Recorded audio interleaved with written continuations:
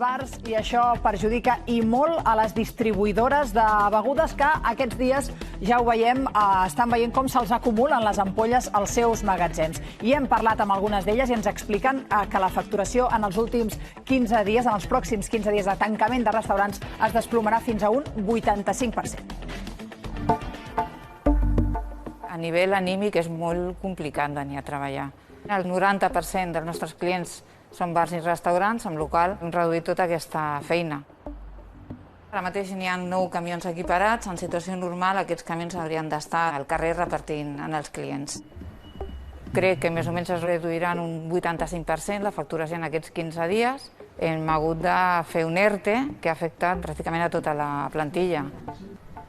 A nivell de futur ho tenim una mica complicat. Potser no ens hem de dedicar només a bars i restaurants. Tenim productes massa dirigits a hostaleria, potser hem d'ampliar també més a alimentació, a particulars. De la Generalitat esperem que una mica reconsideri si realment el tancament de bars és l'única solució per encarar aquesta pandèmia.